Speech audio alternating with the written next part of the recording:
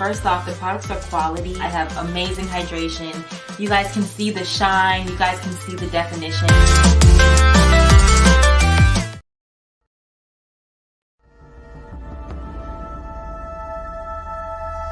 At the Okoli Law Group, we specialize in producing justice.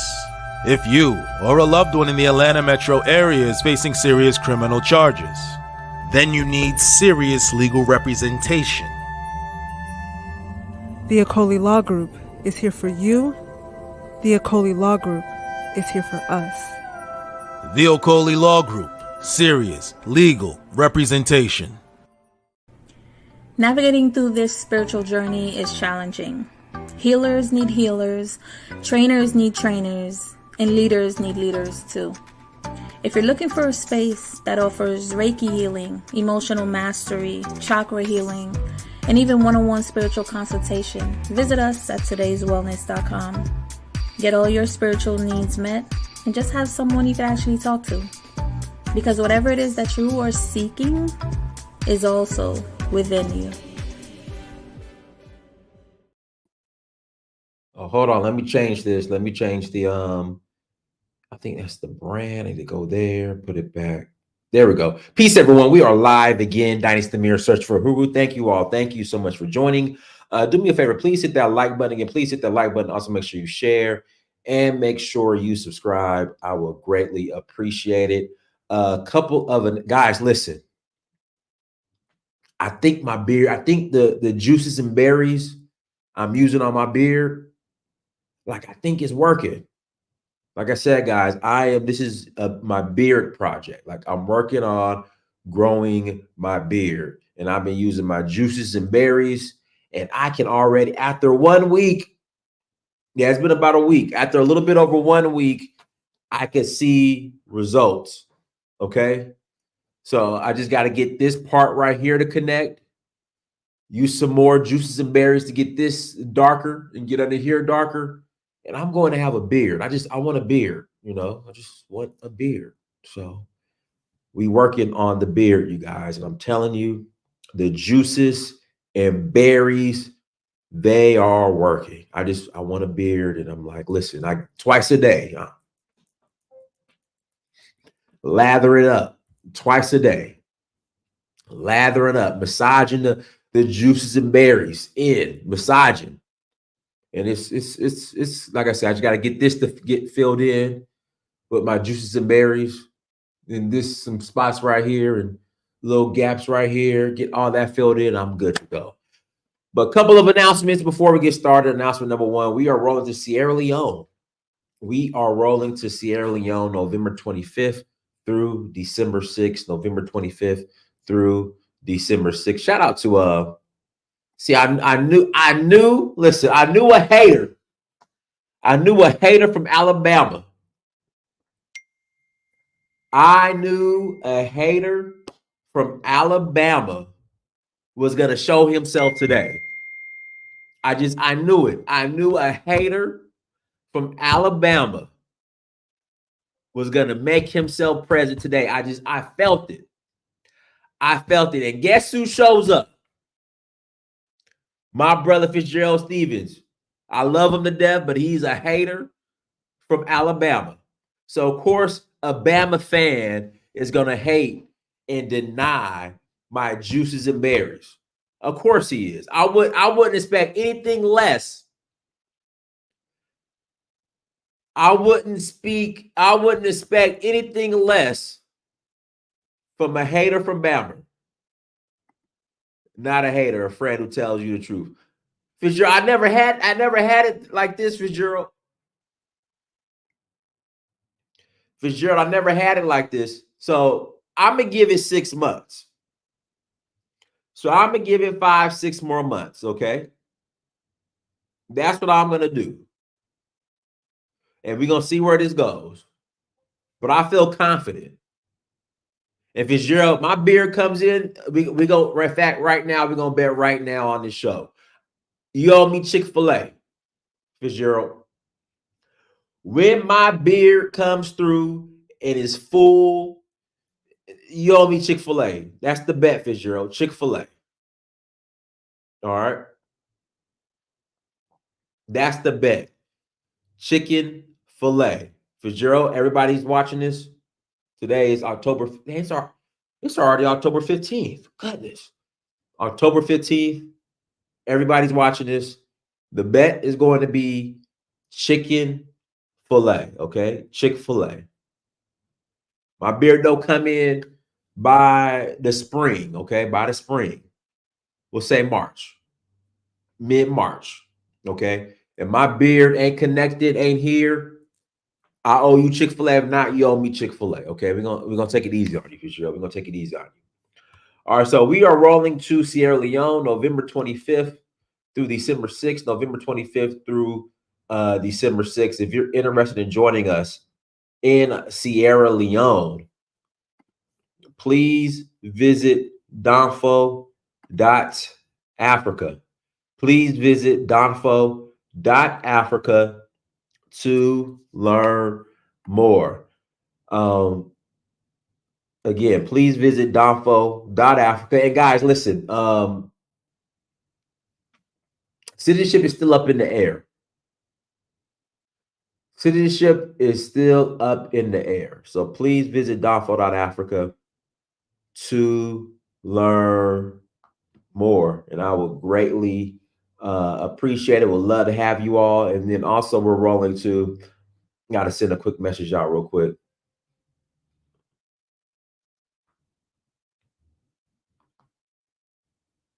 Hold on, guys. Give me 15 seconds.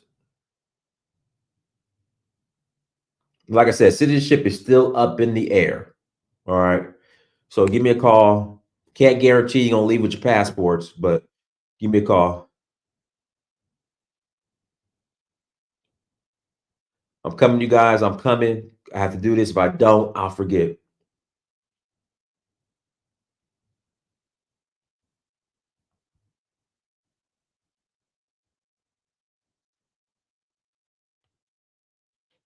Yeah, there we go. So please visit please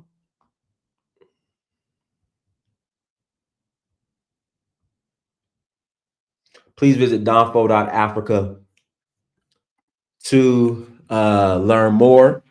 We will love to have you again. We will love to have you at love to host you. Also, we are rolling to Benin Republic in January. That's January 3rd through the 12th for the Voodoo Festival. January 3rd through the 12th for the Voodoo Festival. So please visit donfo.africa for that as well. And in May, I still have to get the dates, but in May, we're also going to be going to Namibia and South Africa. I'm still planning it, but be on the lookout soon. Hopefully, next month, maybe Namibia and South Africa. Then in June, we're going to Senegal for the Jazz Festival. August, back to Nigeria. And then more than likely, we'll be going back to Zanzibar in September. So that's where we're rolling. That's what we're doing. That's on the itinerary, the schedule for this upcoming and next year. Well, next year, we're already at October, so the year is almost out. So please visit donfo.africa to learn more. Disclaimer before we get started. We are not going to agree on everything, and that's completely fine. Let's be respectful. I'll put the link in the chat room in about 30 minutes. Once again, let's be respectful. I don't care who you voting for. That is your business. That is your right. You voting for Trump? Go for it. You voting for Kamala? Go for it. You voting for Jill Stein, Cornel West? Go for it. You voting for the couch? Vote for the couch. But I'm not one of these people who, we got to cancel you. We got to ban you. We got to shame you. That's just not how I roll. That's your constitutional right. You can vote for whoever you want to. I actually voted today, early day here in Georgia. Was in and out about 20 minutes. So I got my vote in. But I wanted to speak on Barack Obama and his comments he made about black men, the lack of support when it comes to black men and Kamala Harris. I think it's terrible timing. I think he needs to keep his mouth shut. Because again, you shouldn't be guilted and shamed into voting for who you want to vote for. Why black men are targeted, I don't like it. When even if Kamala does not get as much support from black men as Obama did, the majority of black people are still voting for, including black men, are still going to vote for Kamala Harris. So why call out black men? Why not call out Latino men? Why not call out white men? Why call out black men? That's why I'm not mad at black men who say, you know what, I'm voting for Trump. Go for it. I'm not mad. That's your right. If you're tired of the games that Democrats play, hey, more power to you. You want to vote for Trump? Vote for Trump. Go for it. I'm not mad at you. Yeah, I mean, think about it. So 4 years ago, Sleepy Joe Biden gets on the Breakfast Club and says, in fact, let me just play the video. Let me just play the video. If you're not voting for me, you're not black. What did black people do? They went out and voted for him. Let's see here. I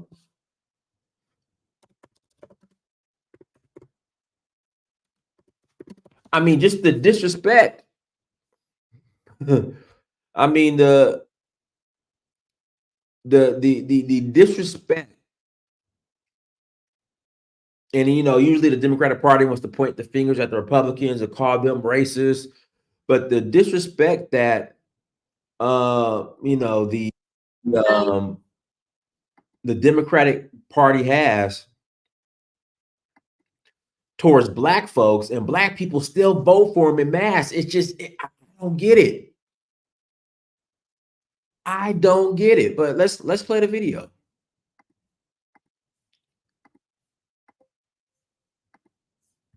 That everybody's talking about today. You ain't black. Those were the words coming from Democratic presidential candidate Joe Biden during a radio show interview. Well, he was talking about anyone who doesn't know whether to vote for him or President Trump in November. Biden's words sparked a growing debate. PBS 46's Brittany Miller explains that Biden has since apologized.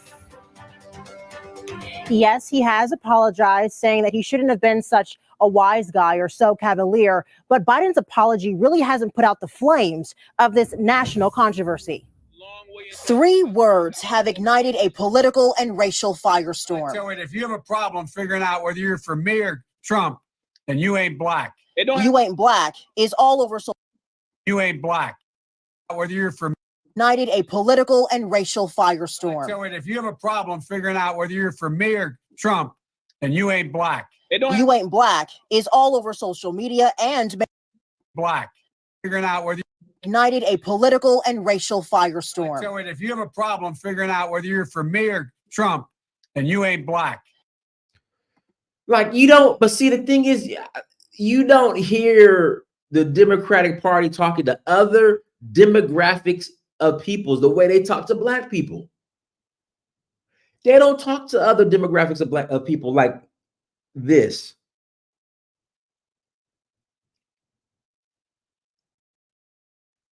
I mean, look at Joe Biden's face. Oh goodness, look at this guy's face. Hold on, let me make this. Let me look at this guy's face. They do not speak to other demographics of people the way they speak to black people like this, in just this disrespectful tone, this disrespectful, entitled tone. They don't do this with the other groups of people. So you have that. You have the comments that Barack Obama made.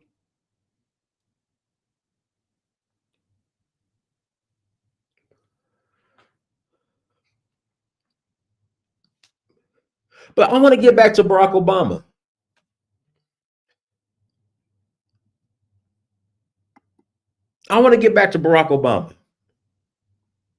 This condescending tone they have with the black community.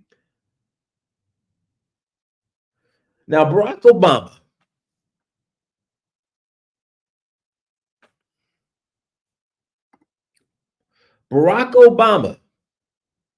Now, this is the Barack Obama who's trying to shame black men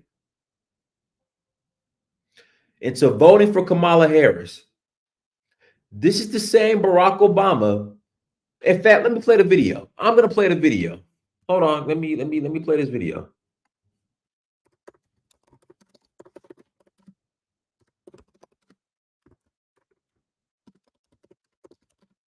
Let me play this video.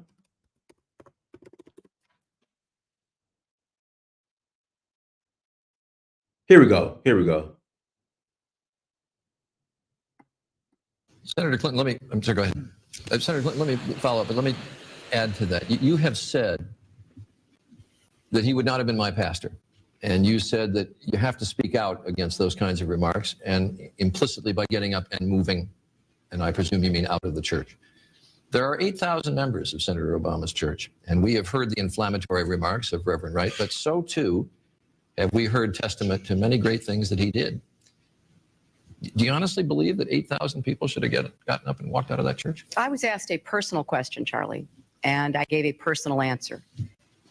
Obviously, one's choice of church and pastor is rooted in what one believes is what you're seeking in church and what kind of fellowship you find in church.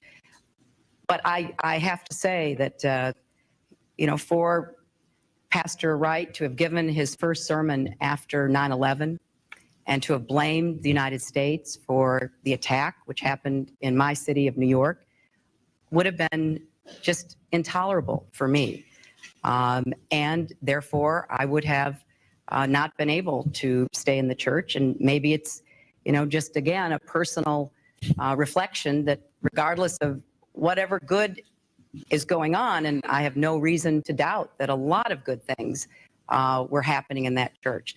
You get to choose your pastor. You don't choose your family, but you get to choose your pastor. And when asked a direct question, I said I would not have stayed in the church. Hold on. Let me give me a second, guys. There's more I want to play, and I'm going somewhere with this. Hold on. Give me 1 second. There's more we got to look at when it comes to this. Hold on 1 second.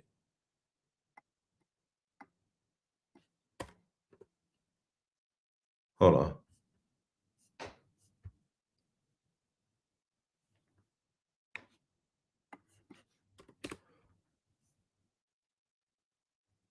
Here we go.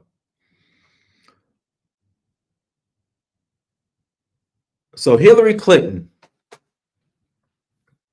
pressed this a white lady named Hillary Clinton, pressed Barack Obama about his black pastor at his black church in regards to comments that Pastor Wright, Jeremiah Wright said, Reverend Wright said.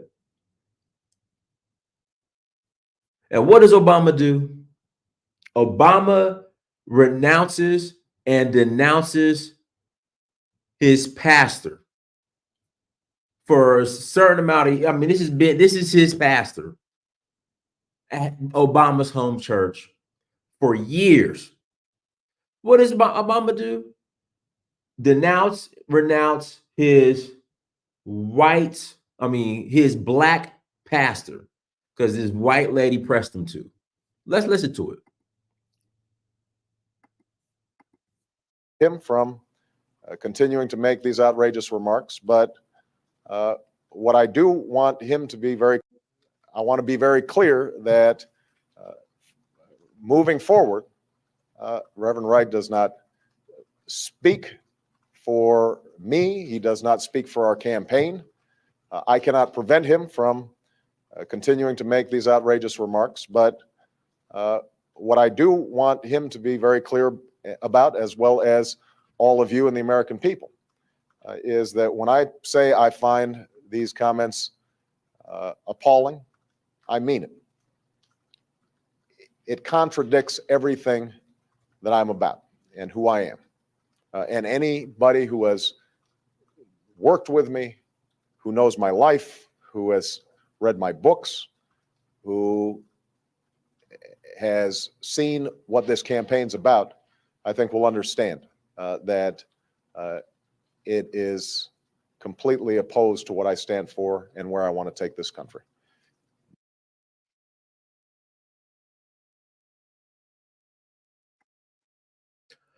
So Obama was very aware. So the comments were made after 9/11. Obama was still a member of Wright's Church after 9/11. He gets called out about it in 2008. And now he wants to renounce him, denounce it, and run his black pastor under the bus. Then don't get me started about Libya. Barack Obama assassinates an African leader, destabilizes a whole African region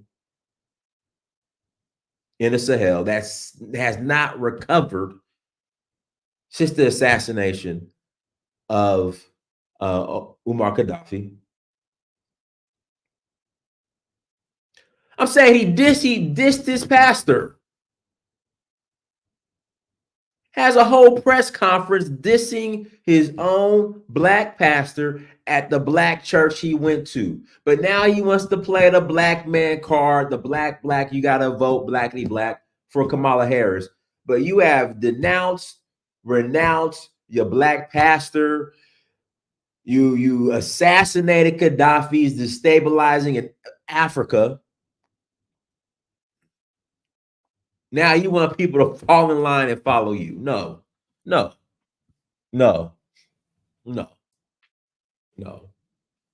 Absolutely not. Barack Obama is in no position to wave his finger at anybody.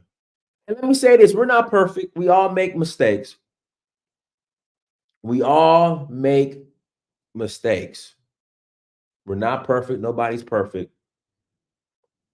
But I think I would say Obama should be using his finger in regards to galvanizing black men over something, I would say, more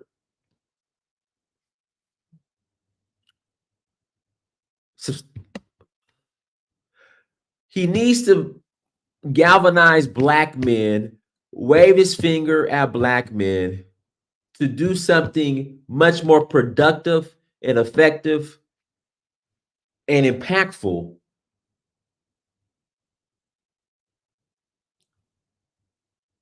than voting for Kamala Harris.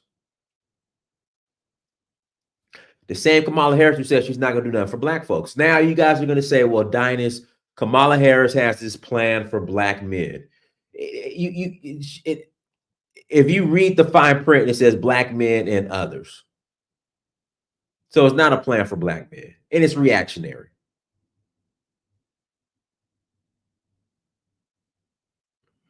It's reactionary. Thank you. Being black when it's convenient is not going to work anymore. It's not going to work. It worked for him. Listen, like I said, in 2008, when Barack Obama was elected president and he was in Chicago, I think that's Lake Michigan. Is that Lake Michigan? And, you know, Jesse Jackson was out there crying in the cold. Oprah Winfrey was out there crying in the cold. I was staying at my frat brother's house in Atlanta. I was renting a room from him because I was moving to LA. Because after the election, the next month, December, I moved to LA.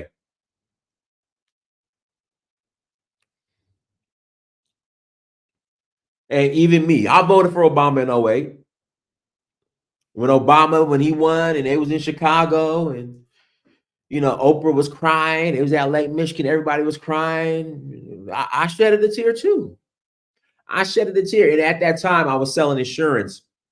I was selling Medicare insurance. So I was dealing with a lot of seniors. And I remember I was going to the seniors' home selling their insurance. They was crying.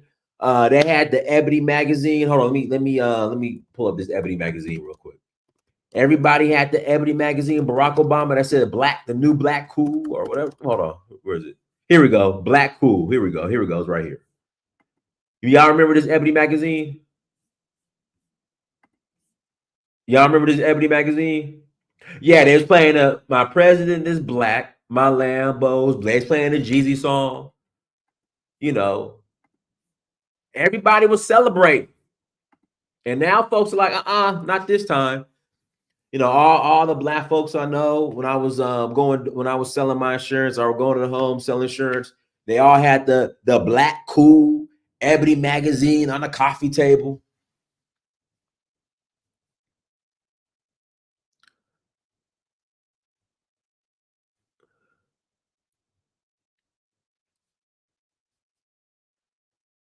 Then we was like, yeah, man, we got a black man in office. We got a black man in office. What can he do for black people? You know what everybody said? All the black political pundits told us? He can't do nothing for black folks because he ain't the president of just black folks. He's everybody's president. He ain't just the president of black people. He's everybody's president. That's what they told us. So I ain't even vote in 2012. You know, of course, black folks have hope, talk about when he can't do nothing for black folks right now while he in office. But when he get out of office, he really gonna do something for black folks.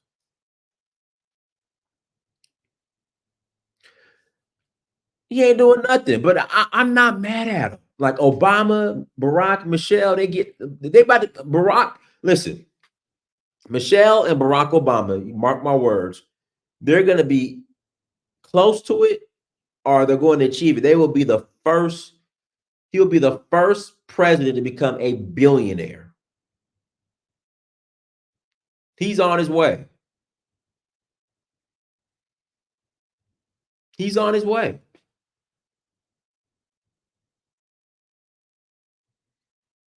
He will become the first president to become a billionaire, and I'm not mad. I'm not mad. But the only time he wants to show up to the black community is to chastise black folks into voting for Sleepy Joe or Kamala Harris. Then he goes back to Martha's Vineyard, you know, the majority white. Think about it. So he leaves majority white. And listen, you can live wherever you want. I don't care. You live in majority white neighborhoods, do you? I'm not mad at you. Live wherever you want.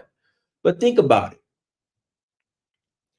He leaves his majority white community to come to the black community to tell you to vote. Hey, Negroes, get in line. You better vote for Kamala. Then he's going to get on his plane and he's going to go back to his white enclave, which is fine, which is completely fine. Not mad at all. Live where you want to. But I'm just saying.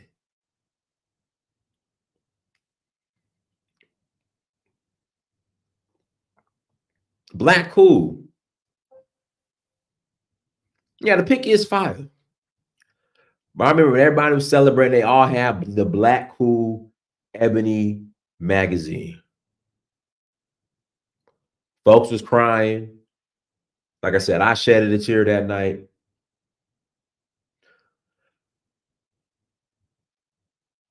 But people have their reason why they're voting for Donald Trump. And hey, whatever your reason is, that's on you.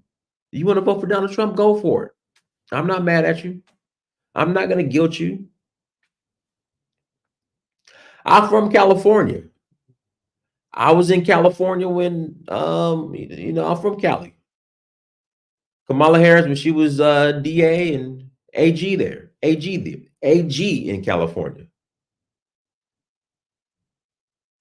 With her record, while she was AG in California, if Kamala Harris were a white Republican with her record while she was AG in California, you guys would be yelling white supremacy. You guys would be yelling prison to school pipeline. You guys would be yelling the system, is unfair against blacks. you guys would be yelling, you know, the police were the original slave catchers. But because it's Kamala Harris, oh, she's just doing her job. She was just doing her job. Because it's Kamala Harris. Oh, she was just doing her job. Just doing her job. That's all. She's just doing her job. But if Kamala Harris were a white Republican, you guys, with her record as AG, you guys would be yelling white supremacy. The system is white supremacy. School to prison pipeline, and you know all these other phrases I hear when it comes to the prison system and the criminal justice system.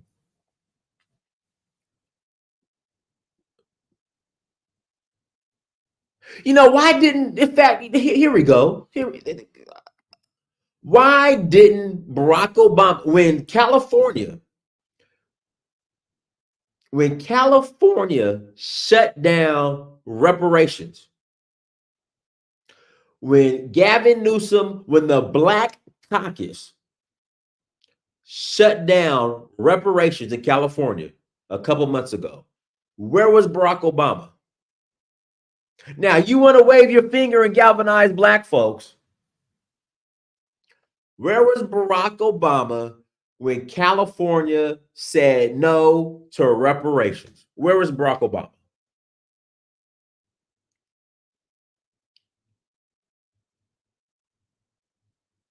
Nowhere to be found. Or did he make a statement and I missed it?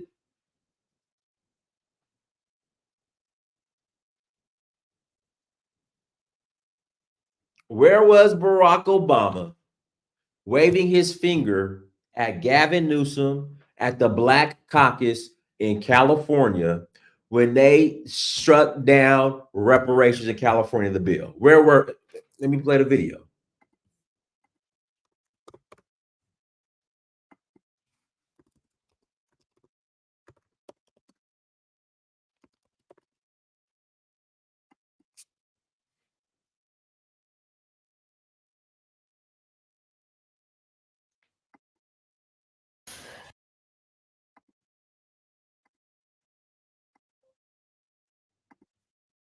Tonight, the leader of California's reparations task force is speaking out after state lawmakers blocked two reparations-related proposals. The California Legislative Black Caucus decided to withhold those bills from moving forward. That led to a big protest at the Capitol over the weekend, as you see here. That's what the video is that you're watching right now. KCRA 3 Capitol correspondent Ashley Zavala spoke with the reparations leader. Yeah, so Ashley, what does she have to say about how this whole session ended over the weekend? And Golston and Lisa, Camila Moore was the chairwoman of California's Historic Reparations Task Force. That group wrapped up its work last year after spending years studying the effects of slavery, racial discrimination, and its impact on Black Californians. She says she felt betrayed by the Black Caucus after it decided to block two bills she says were fundamental for reparations. Emotions still high after this scene at the state capitol over the weekend. It's Black people stopping their own people from getting their reparations. Reparations support. Black people. Emotions still high after this scene at the state capitol over the weekend. It's Black people stopping their own people from getting their reparations. Over the weekend. It's Black people stopping their own people from getting their reparations. Black people. At the state capitol over the weekend. It's Black people stopping their own people from getting still high after this scene at the state capitol over the weekend. It's Black people stopping their own people from getting their reparations. Now, the brother said is Black people stopping Black people from getting the reparations. Where was Barack Obama to wag his finger at the Black folks who were blocking reparations? Where was Barack Obama? See, you can't blame this on the white supremacists. You can't blame this on Donald Trump. He said it. It was Black folks who were stopping Black folks from getting the reparations. Where was Barack Obama? Wagging his finger, wagging his finger.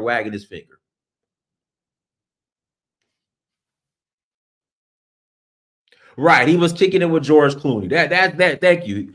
Obama was kicking it with George Clooney. That's what he was doing. Reparations supporters frustrated by the Legislative Black Caucus's last-minute decision to block votes in the Assembly on proposals that would establish a state agency and state fund for reparations. The Black Caucus divided, with some saying they were afraid of the governor's veto, while the caucus leader, Assemblymember Lori Wilson, claimed the bills did not have the votes. I think what happened on Saturday was unconscionable. Kamala Moore led California's reparations task force that helped come up with these recommendations. She did not expect this. What we saw was a complete betrayal by the California Legislative Black Caucus against their own constituents. They chose to prioritize their ego and their own self-interest over the people that they claim to serve. It seemed like Democratic legislative leaders were hands-off about this. Do you think they should have stepped in? I do think that the Assembly leadership, namely the Assembly Speaker, Robert Rivas, should have, intervened. In effect, he sided with the Black Caucus. How do you, the advocates, the supporters, how do you all move forward here? What are the next steps? The next step for us is to keep pushing to hold the California Legislative Black Caucus accountable. Yes. Hold them accountable how? Guys, I said this before, and I said this is another show. The Black vote east of the Rocky Mountains is pretty much null and void. There's not enough power, especially in California. Hold them accountable how? Replace them with who? The same folks, because the Black Caucus is more dependent on the whites and Latino vote than they are the Black vote. They don't need the Black vote. Again, the Black Caucus in California does not need the Black vote. They need the white, Latino, Asian vote. Shout out to Letitia. So I had a hater in here earlier today by the name of Fitzgerald Stevens, who was hating on my beard. And I told him, I've been putting the juices and berries in my beard for the past week and a half, and I've been seeing a little bit of progress. I've been seeing a little bit of progress. But I had a hater in here named Fitzgerald Stevens from Alabama because he's still mad about that Vanderbilt loss, and they almost lost to South Carolina last weekend. He was in here hating about my beard. Thank you. Thank you, Letitia. Thank you. Okay.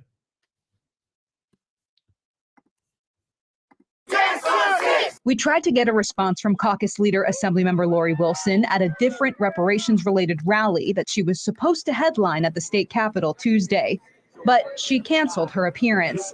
I tried asking supporters about the situation. Do you have any thoughts that you want to share right now? They dodged the question. Now, Assemblymember Wilson's spokesperson told us in part she canceled her appearance there because she did not want to detract from the importance of that rally. As we worked on this story, we also tried to interview California Secretary of State Shirley Weber, who wrote the law that launched the reparations task force years ago. She declined our request. We should note her daughter is Assemblymember Akilah Weber. She's another Black Caucus member who is under scrutiny for Saturday's actions. Back to you. All right. We'll keep following this along with you. Ashley, thanks for. Guys, links in the chat room if you want to call in and add to the conversation. Click on the link again. If you want to call in and add to the conversation, you're more than welcome to call in. The link is in the chat room. Click on the link and you can add to the convo. You can add to the convo. Again, click on the link and you're more than welcome to add to the convo. But yeah, that's all I have to say.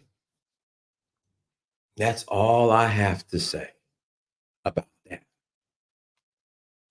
Hit the like button. Make sure you share. Make sure you subscribe. Once again, we are rolling to Sierra Leone next month. We are rolling to Sierra Leone next month. If you want to join us, visit danfo.africa. Again, please visit danfo, DANFO. Africa to learn more. We will love to have you guys in the beautiful country of Sierra Leone. They were rolling to Benin Republic in January for the Voodoo Festival. I'm still planning South Africa, Namibia in May, Senegal in June, Nigeria in August. Then we're back to Zanzibar in September. Go ahead, Colin. I'm gonna pass to my brother Lumumba. Go ahead, Colin. Oh, what's going on, brother Danis? Yeah, What's I'm up, just. Colin? Can you hear me? I hear you loud and clear. Okay, okay, all right. I got some new headgear on, so you should be hearing me. Yeah, Loud. it doesn't sound like you're on your Obama phone. I can hear you. You be calling in on your Obama phone. Yeah, yeah, man. You gotta do what I gotta do. No, anyway, but the whole thing is, like I was saying, I did a show last night on the 29th anniversary of the Million Man March, right? And I don't know, you're probably too young to remember that or whatever like that, but I remember that march. That was like when black men became black men. That's the only time in my lifetime I had seen black men with black men. Guess what we did? We shut down this government. The government before the Big Man March, America had this idea that black men were just something to be pushed around, jokes, side notes, sidekicks, and like that. Kala, you there? Yeah, Kala called it on his Obama phone. I know it. Hear me? You had went out. Okay, yeah. Sometimes the screensaver comes up and I. The screensaver. No. So you know how Oh man, Kala, you on your Obama phone. The I'm on. Yeah, I'm screensaver. on. I should have. Oh I should man, have called it on my computer. I'm about to switch to my computer in a minute. screensaver. Go ahead. But anyway, the same thing is like happening now, right? And the Million Man March was like this against everything. If you don't remember that time period, they said, "Oh, black men know better not to follow Farrakhan. They know." His screensaver popped back up. Goodness, Kala. I'm at. Hey, let me call back in, Kala. Let me pass to Lumumba. All right, I'll call back in. Let me call back. Go ahead, Lumumba. Yeah, screensaver.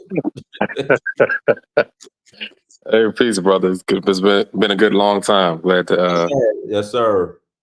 Glad to be back with you on this side. But yeah, I think it's a major issue that I think we just need to figure out as far as black people who live in this country, figuring out what our common interests are and what our agenda needs to be, because just voting Democrat for decades hasn't produced things specifically for us, like maybe our elders and ancestors would have hoped.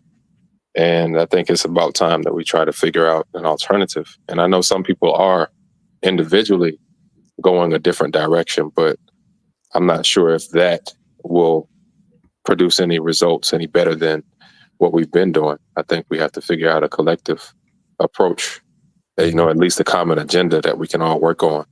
Because otherwise, like you mentioned, there are going to be other groups that are working collectively coming into the country that surpass us in achieving certain goals.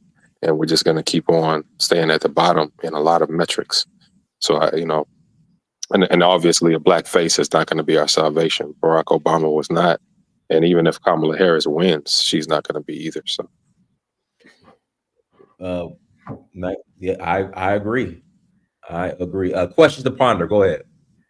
Hi, Dinas. Long time. Good to hear. Where you been? I've been around. Busy. The beard, definitely very well suited for you. Very well suited. I'm working on it. Like I'm working on it. Like I'm using my juices and berries. Just gonna fill in. Like I'm working on it.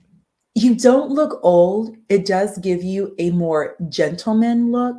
It does give you more of, like a director, managerial director, that type of look, because you do look very young, fresh faced. You really do, which is of course a very good thing.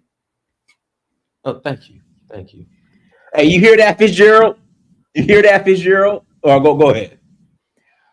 Dynast. So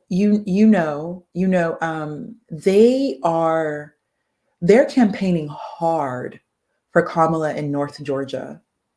The billboards, text messages. She ain't winning no north. She ain't winning nothing north of Fulton County. You can forget that. I don't care how much they could pay. She ain't winning Cobb County, Cherokee County. No, that's a waste. She's wasting money. Go ahead.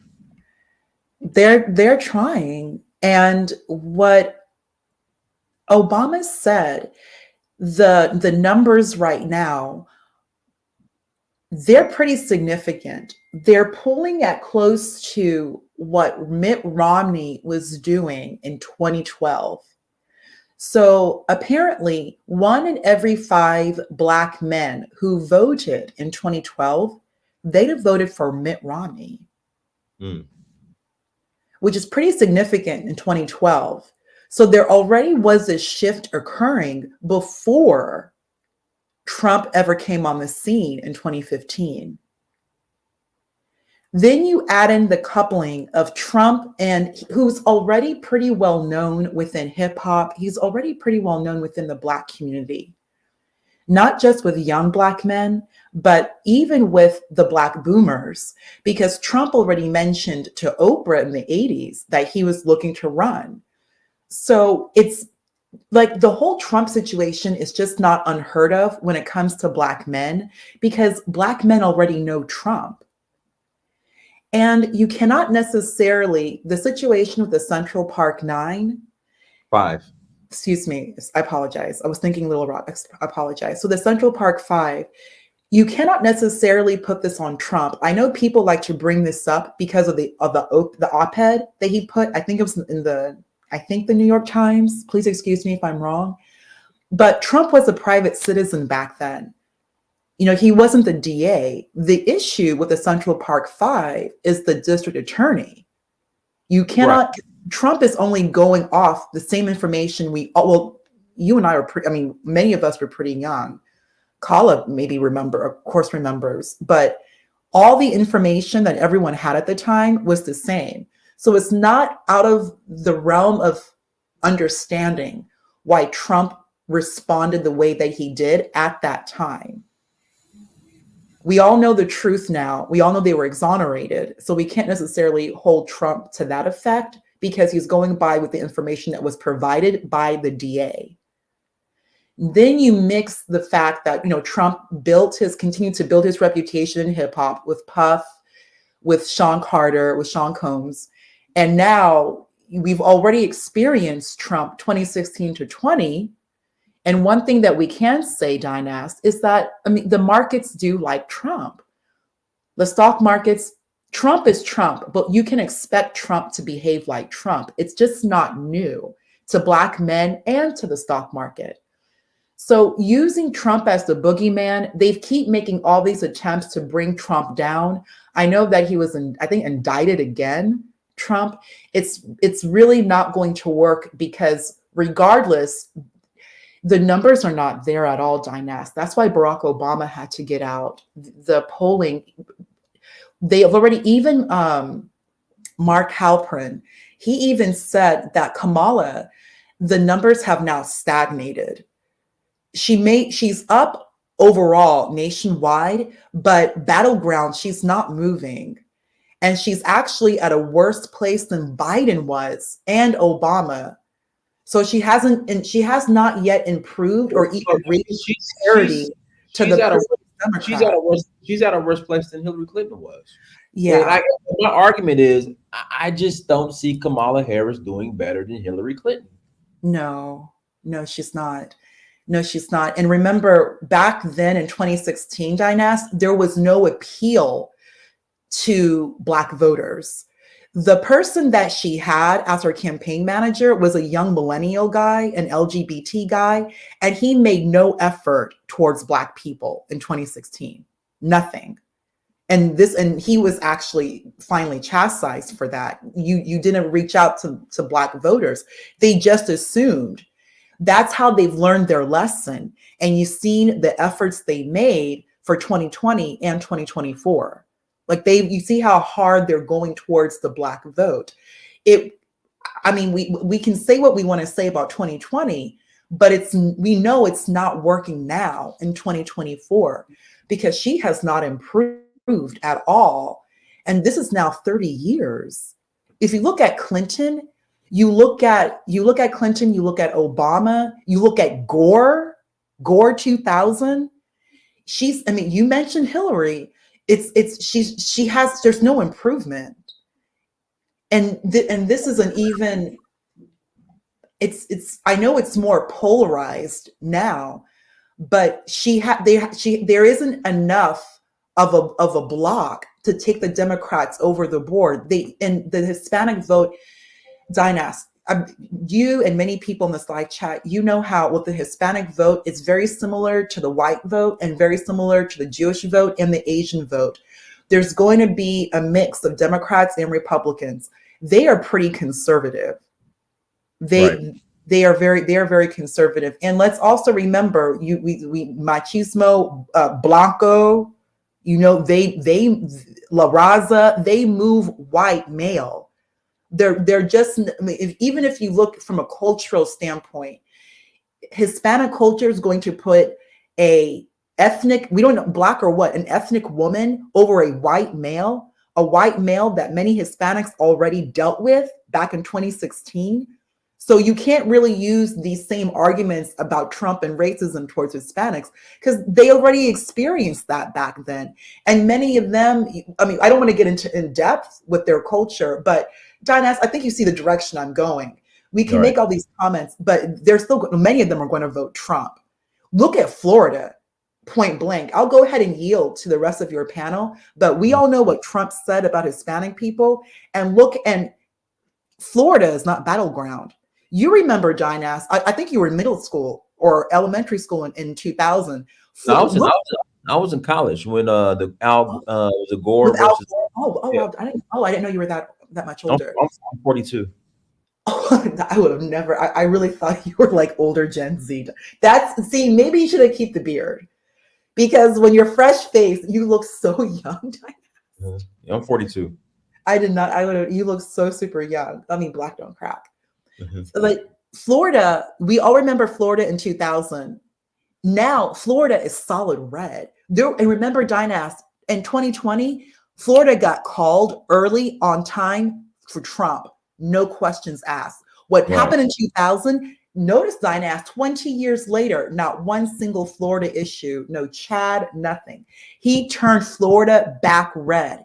With the Hispanic population even bigger, larger, stronger, with more affiliation in 2020 than they had back in 2000. You see how these Cubans are moving.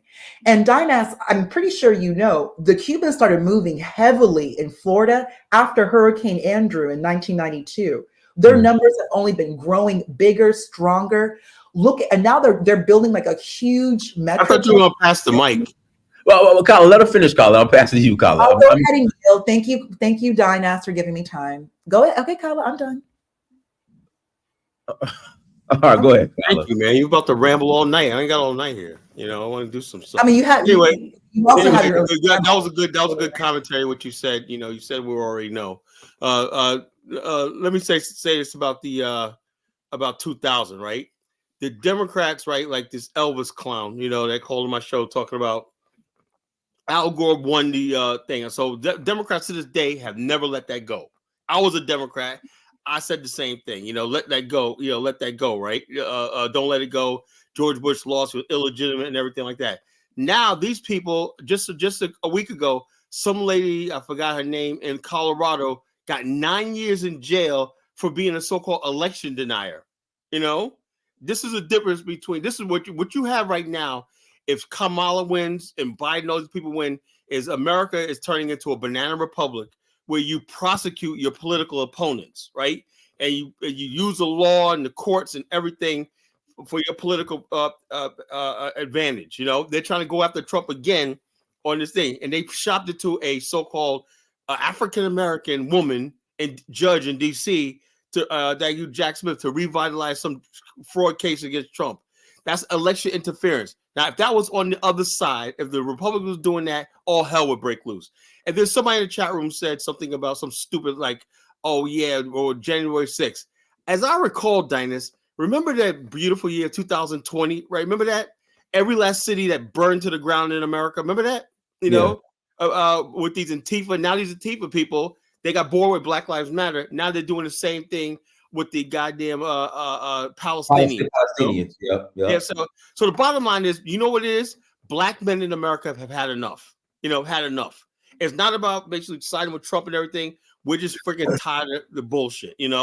Black men in this country care about the border. We care about the economy. We care about inflation. And the bottom line is, we do, for all our problems in America, we don't want to see people that we know should not be here come here and destroy this country before we get a chance to enjoy something out of this. It's like, yeah, let's destroy America. But wait a minute, we're just now trying to get in the door. We're put our feet. Yeah, we're not gonna let that happen. So the bottom line is, that's why black men are saying, you know something, I may hold my nose, but I think I'm gonna go with Trump this time. Kamala Harris, all I say, she said she would do nothing different than Joe Biden do. In other words, this guy opened the border up. Open the border. Let millions of people in here, undocumented. New York City, the city I was born in, bankrupt because of these illegal aliens in the hotels and everything. This is unprecedented. I mean, I've never seen anything like this in my life. And the bottom line is, because these people that run the country, they hate America. They want to see America fall, and they're destroying this country from within. And you know what the sad part about it is? They try to use black people. They use black people to do it, right? Well, Kamala, I'll give you 30 more seconds, but I have a question for questions to ponder to Ambassador Lumumba, because I'm gonna ask her. You brought up black people, specifically black women. I want to ask questions to ponder. Why is that? But go ahead, Kamala. Yeah, so the bottom line is, black people, we really get nothing out of the political process, to tell you the truth. We don't get nothing out of the political process. All right, what we say like this: the only thing we could do right now is basically stop the bleeding and the blame, because people will love this when it's all said and done. People will love to blame us for anything that goes wrong in this country, and that's what they're setting this up for. That you think with the illegal aliens and the crime they're bringing, who do you think they're gonna blame for it? No, they're not gonna blame the illegal aliens. They're gonna blame Black America. Somehow they're gonna find a way how to stick this on the Black America. They'll pick Eric Adams, the stupid idiot, the face of it, of sanctuary cities like this Brandon Johnson, all these other people like that, and they'll make it seem like black people wanted these illegals to come over here. And for a fact of the matter is, the average black person did not like these illegals and stuff like that, even the Haitian ones, So the bottom line is, that's what's going on right now. Black America is just saying, look, we had enough. We had enough. You don't speak for us. Obama don't speak for us. He has a lot of nerve. That's my opinion. I want to know what Lumumba thinks about that. Well, let me pass the question to Ponder. I have a question specifically. So, question to Ponder. So here in Atlanta, you have Fannie Willis that failed miserably. The Letitia James case in New York is about to get thrown out from what she's friends with my cousin Debbie. They went to school, graduate school together. Yeah, so that looks like it's about to get thrown out. But why are they using like black women? And I don't want to, like, some people say they're setting up for failure, but they're happy to take these roles to go after Trump. And not only that, what's the name of that pork chop eating district attorney in New York with the Letitia James? No, the dude. Oh, Alvin Bragg. Alvin Bragg. Now this guy is a fat 12 sandwich eating pork chop eating Negro and whatnot. He said the first thing that he's going to do is go after Donald Trump. Don't go after the criminal element in New York. Don't go after the gangs. Don't go after MS-13. Don't go after all this stuff like that. Don't go after the people who are reckless driving and doing all kind of nefarious stuff in New York City. Let's go after Donald Trump over some a filing case, whatever, like that happened like 20 years ago or something. Let me pass it. But question to Ponder: Why are black women and black men too, but specifically black women, so happy to go after Trump, but they're just failing miserably? Why is that? Because you basically said it. They're using these women to set them up to fail. They're not setting them up to fail. They get on, they do the press conference. Yeah, we gonna get Trump. We gonna get him, and yeah, we gonna get him. And then it just think of the attention. This is career breaking. This is career making. This is your ability to go into private practice and bill over 1 million a year. You seek the big cases. Either you strike hot and you win big. If you fail miserably and you ruin your career. And I personally know an attorney that's about to happen to her. Remember, an attorney only takes a case that they know that they can win. You take these big cases because it brings a lot of attention and it sets you up for private practice. And that's what they're looking to do. You get that attention because remember, these women are not making any money working for the government. The big money is private practice, and that's what they're going for. You get the visibility, you get the attention. Now you have the movement to either continue seeking public office. And Dinah, to bring up New York, Giuliani prosecuted who for SDNY? The mafia. And look what happened to Giuliani, mayor of New York City. Massive. This is what they do. I think she's giving women an excuse. Remember, No, we're not going to accept that excuse. They are going after Trump because they don't like Trump. Remember, someone went to these women. Like, remember, it's like, think about your boss coming to you for that big promotion. Like, these women were actually hand chosen. They were picked. They sat down in a room with their with their their managers, their seniors, and their peers. And they planned this out. Like, this is well coordinated. They know what they know what they are doing. And also they know they are being set up to fail, and they are willing to take that risk because it is massive for their career. And if you're a Black female attorney, these are some of the most hardcore, just career driven women. Remember, a lot of these women are in debt, 300,000. They need the money, and they're going to take these cases, and they want them. They brought it up $200,000 in debt. Whatever happened to that debt? Okay, hold on.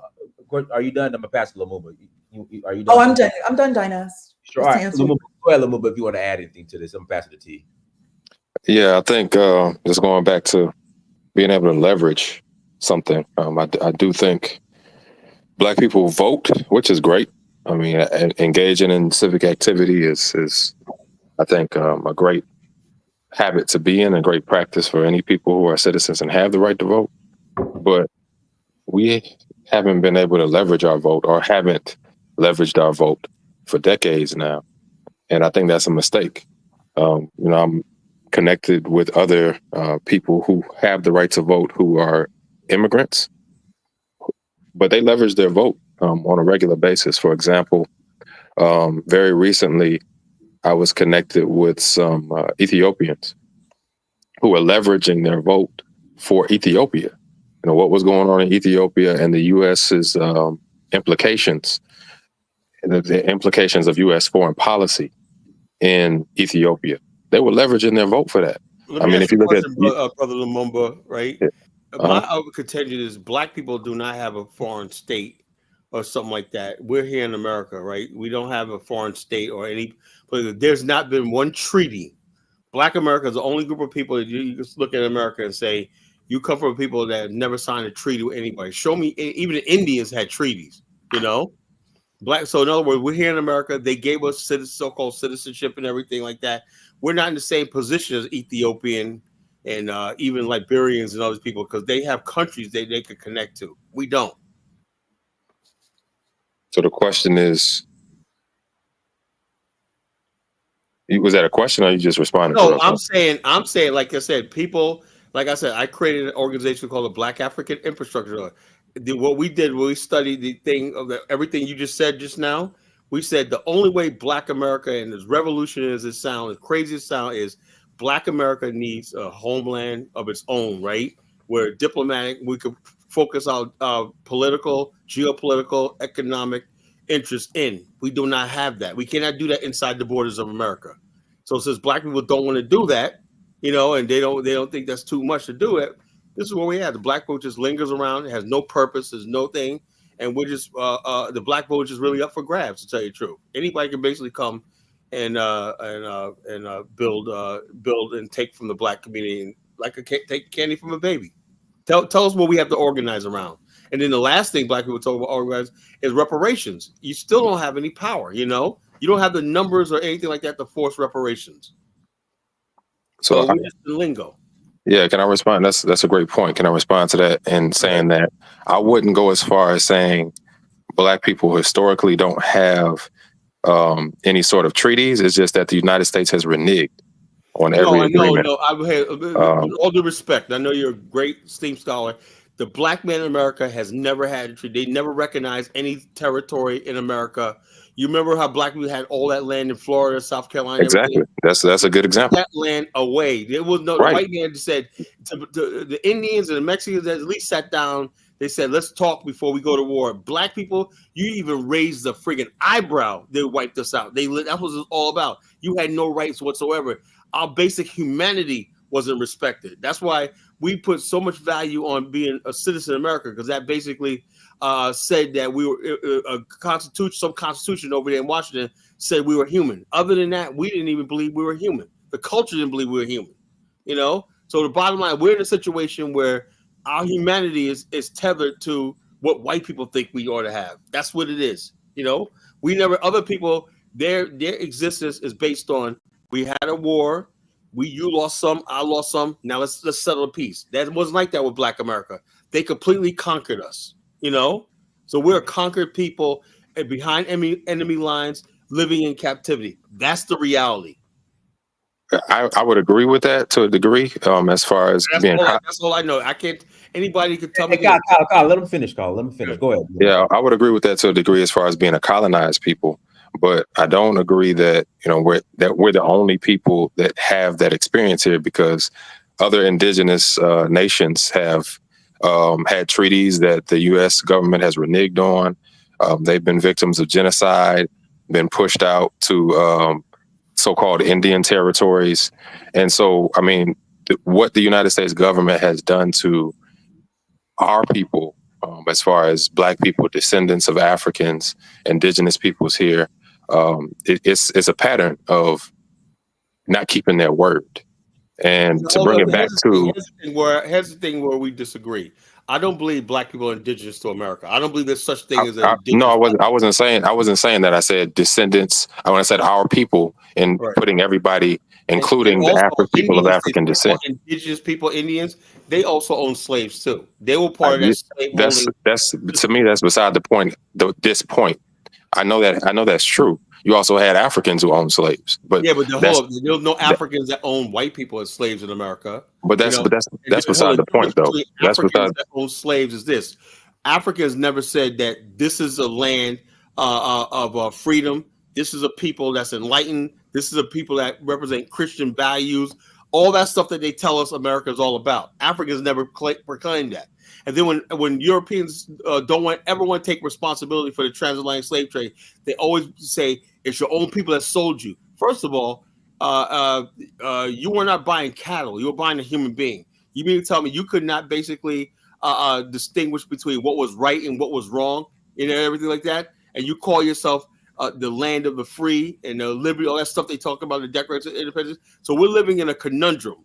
On one hand, we want to basically believe all this stuff, but the reality is everything that we went through and everything shows you that America was never the country that we wanted to be. It is what it is. And the bottom line is we're just on borrowed time. It could drop out of us at any time where they say, something, from day one, we never considered you as people, whatnot. And they could easily go back to the way they used to think 100 years, 200 years ago about us or whatnot, because there's nothing that we've shown that we have not shown them that we can govern ourselves, that we can be independent for them, and we don't need them. That's a problem in Black America right now. That's why they don't, in your vote, they tell you to vote because they don't really think they have to give you anything, because they're like, what are you going to do about it anyway? What are you going to do? And that's the way they treat you. Carla, if I may, I think that brings me back. Let Lamuba finish. I got to pass the T. Khalid, and after T, I can pass it back to you. Questions upon. So yeah, and concluding in that response, that brings me back to the original point that I was trying to make in regard to being able to leverage our vote. Whenever we do that, and we have, that's why we disagree. There have been treaties that the United States government has not kept their end of the agreement. there have been attempts by our people to organize independently. The UNIA is a good example in its time. The Republic of New Africa is another example in its time. And we have other groups that have tried to organize independence for our people. In every single one of those cases, the United States government has used the FBI and the CIA to smash our efforts. So we can't look at that history and say, oh, we have not done. We have. Bottom line, if you don't have no power to back up what you're saying, it means nothing. That's a problem when black people don't understand something. If you don't have any power, you can't spill blood on the soil and everything like that. You don't basically say, this is where we stand. This is where we're going to make our stand. This is where we're going to die. This is where we're going to go to war. It means absolutely nothing. That's why I'm willing to say, look, let's start all over again, right? Let's learn from our past leaders, honor them, and all that stuff like that. I get that, right? But I am not going to sit here. Kyle Genesis, I'm never going to sit there and look at any of these past leaders and say, because they all failed. They all failed because they didn't want to take that one initial step. We have to basically say that it's time for us to sabotage white America. If you don't want to sabotage with white America, that's not true, man. I mean, you talk about the past leaders weren't willing to shed blood. Many of them did die, and some of them spent the rest of their lives in prison. Shed the white man's blood. Yes, they were. What are you talking about? Yes, they were. Who do you think they were fighting? I studied the history of this country and whatnot. Everything was always about like the Nation of Islam. Name me how many white people the Nation of Islam ever killed. I didn't mention the Nation of Islam. I mentioned Republic of New Africa. I mentioned. I would have mentioned. How many people were killed by black people were killed by the Black Panther Party? None. Black Liberation Army. Yeah, they pulled off some bomb, but they were mostly for black communists and Marxist groups and whatnot. Man, come on, man. I mean, if you don't know the history, just say you don't know the history. Don't say the history. They were not fighting for black people and that. They were part of the Weather Underground. They weren't fighting for black people. I think we're getting off topic. Come on, man. Yeah. Let me pass it to T. We're getting way off topic. We ain't even talking about Obama no more. Go ahead, T. Go ahead, T. Yeah. I want to bring this back on topic, but I just got to correct the statement that the sister was saying. We're not going to make excuses for these women going after Trump and trying to downplay it as they're just trying to get a leg up. No, a lot of black women, unfortunately, like the majority of black liberals, have an emotional hatred for Donald Trump due to the amount of television that they watch on TV that brainwashes them and programs them. And they take the brainwashing to another level because what the white liberal does is they reward the black woman like their pet and the black liberal man as well. And they say, look at you, queen, you saved America. Like I've seen white liberals, and I forget an actor who is calling black women queens. And this is all pandering. Hold on, let me finish my point, please, because I did not cut y'all off.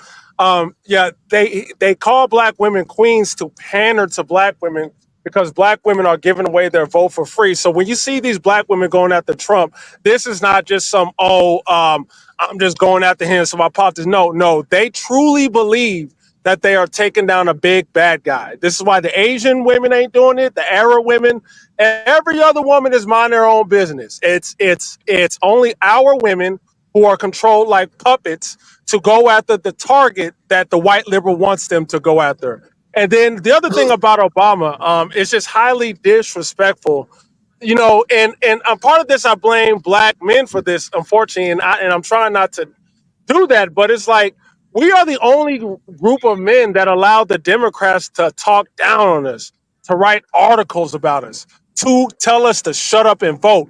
And what do we do in response as black men? 80% vote Democrat. So we can't be surprised when people come to us and say, you better vote. I'm disappointed in you sexist misogynist. And there's no pushback from the black male community. Yet Obama knows that he cannot talk to the Jewish community like that. He cannot talk to the Arab, the Hispanic, because those men wouldn't stand for it. In fact, those men are going to punish them. Oh, yeah, you're going to talk to us like that? Okay, well, then watch Trump win. But we are the only group of men that will be like, yeah, get these misogynists in line. It's weak. That's why they talk down on black men. And in this election, black men still, after all the disrespect, I mean, I'm seeing like these feminist Democrats go in on black men, cheering on Obama, calling us misogynists, calling us sexists. telling us to follow behind women. Like, what the hell? What group of men has their women saying y'all need to follow behind us? Like we're some pussies. Like, it's embarrassing. But because 70% of black men are going to still vote for Kamala, even though they are being highly disrespected, not talked to, this is why. And then there's one more thing, and I'm going to land my plane. The fact that Kamala comes at the last minute with some black man plan or whatever, I call that BS. It's only because she's saying that black men are pulling away. And she didn't even talk to the black male community. What black men is she talking to come up with these plans? You see, black men, they don't address you. They feel like they don't have to address you. They just come up with some plan. All right, okay, we're going to give it to these Negroes so then that way they can stop complaining and vote. And then this plan is not for black men specifically. It says black men and other undeveloped minority groups. So it's a catch-all. Yeah, let me tell you Hold something. on, Can I respond, Dinah? Then I'm gonna pass it to Elvis. Go ahead, question the Ponder. Go ahead. Oh, okay. I see what he's saying regarding Black women, not to delve too deep, because that is basically a topic for another live. But when you're looking at the amount of, I don't want to say power, but this administration, Dynast, and I'm speaking from personal experience, there really has been a push to put more Black women in the forefront. And I kind of touched on that in a previous live that you had. But when I did some work in DC, I cannot express to you the number of Black women, Afro hair, glasses, the nerdy type, who were moving throughout DC and in these circles. So the administration itself has taken a front to promote more Black women, and not just Corinne Jean-Pierre. We're in reference to Black men. I'll go ahead and wrap up, but what T. Khalik is mentioning, it does need to be stated that there is going to be a push towards Black people, specifically Black men, because the Democrats cannot win without the Black vote. I understand what T. Khalik is saying. However, two things can be right at the same time. And it just does need to be noted that when you have a specific party that cannot win without a particular voting block, remember, they're going to continue pushing you until they cannot push no more. Dinah, as you and I were just discussing, the numbers are not there. So yes, if they're going to go and market and lobby towards men because the Democrats need the Black vote. And when you're looking at battleground states that, like you and I were just discussing, Dinah, this is basically the worst it's been in decades. She's not even doing better than Hillary Clinton, and they cannot win without the Black vote. They did not win in 2016 because Black people did not vote for Hillary Clinton. That's just what happened. And now they're looking at the same thing again in 2024, and there's no pandemic that you can use. They're in trouble. And look how they had to move Biden. So I kind of mentioned, I'll go ahead and wrap up. I know, Kala and all that. But Kamala is not necessarily being used for the executive dynasty. She's being used to keep Congress. Because if they had kept Biden, they're looking at both the executive and congressional laws. With Kamala, they're looking at just a very possible, very real executive loss, but there's a very good chance they could keep Congress. And by keeping Congress, I mean the Democrats keeping at least one house. Imagine, Dinah, if they lost everything. Then they're done for at least 4 years. They don't have SCOTUS. They will not have the executive, and also losing Congress. That's where they're looking at right now. They already know that she's not moving, and we're less than a month, until vote. So, and then there's one more thing I want to add to that. If Black men, you have to understand, if Kamala loses, Okay, and yeah, this is gonna be real quick. If Kamala loses, black men, they will take you seriously because they're gonna look at the polls and they're gonna say we cannot have a losing election like this. The same way they're talking to black women, they're gonna talk to you. Look at how they're addressing you now because we are finally, as men, standing up and saying, no, we're not gonna vote on identity politics. No, you're not gonna tell us what to do. You are gonna address us like every other man, and you're gonna come up with policy. And if you're not going to come up with policy, we are not going to vote for you. This is why Kamala Harris is going on the Breakfast Club and talking to all these black men, because now they're finally taking us as men seriously because we're finally administering consequences as men. And we need to stand on that every 4 years, every time an election comes. Exactly. All right, let me pass it to Elvis. Then I'm pass the information man show. Oh, Go ahead, Lord. Elvis. All right. Are you getting me, Dinus? Yeah, I hear you. Go ahead. All right. What's up, man? It's been a while. Look, black men go out there and vote for Donald Trump. You've been emasculated for all these years. You're unemployed. You're not working. The economy is terrible. Everything is bad for you. The Democrat has done nothing for you. You're in the worst position you've ever been in your life. So go and vote for Trump. He has Hold a on, great Elvis, plan. nobody ever said anything about One second, Carla. I'm just You're making my point. spewing a bunch of nonsense, man. I'm just making my point, Carla. Be quiet. Let him finish. Go ahead, Elvis. Trump has a great plan specifically for black men that's going to put Okay, money in hold your on. We don't care pocket. if he doesn't have any plan. Who cares? Carla, let me finish my point, bro.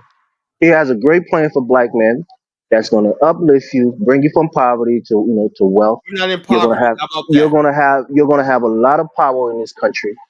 And the black women that's been holding you down, the shackle is off now, so you're free. Go and vote the other side.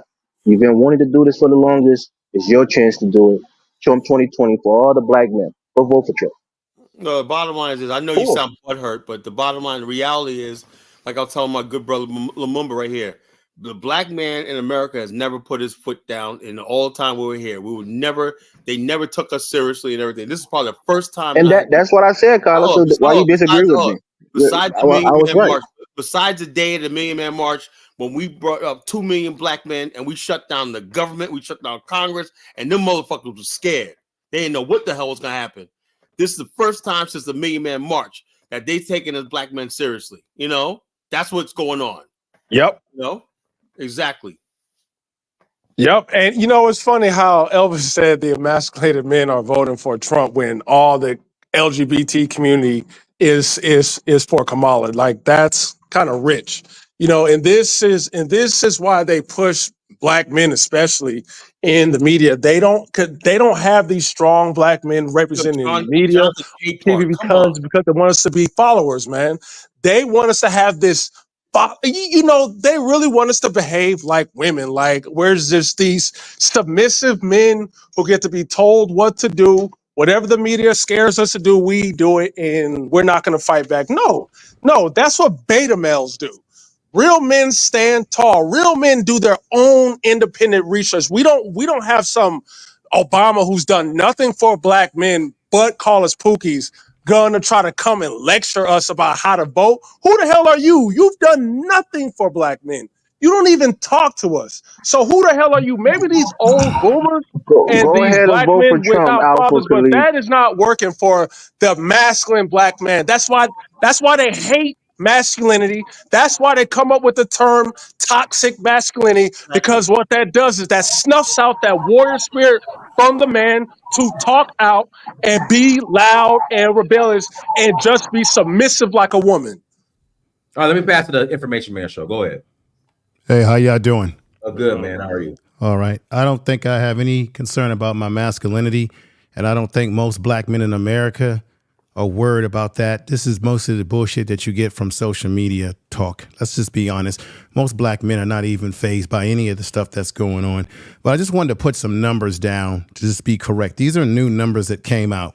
So as you already know, in 2016, the black vote turnout was at 92% during that time. And then it was 7% for the Republicans at that time. So basically Donald Trump got about 7% of the black vote, between 7 and 8%.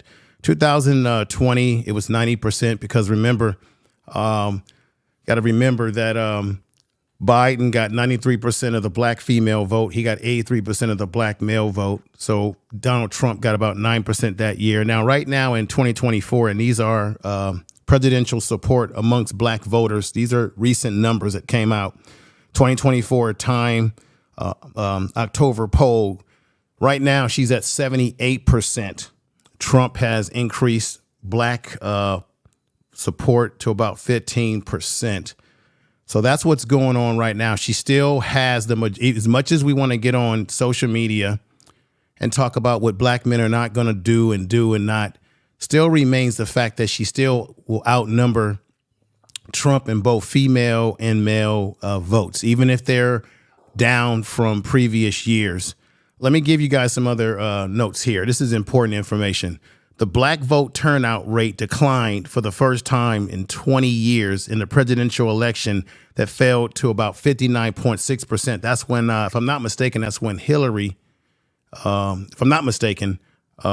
in 2016 after reaching a record high 66.6% in 2012. This part right here is kind of interesting. Barack Obama on the ballot that year.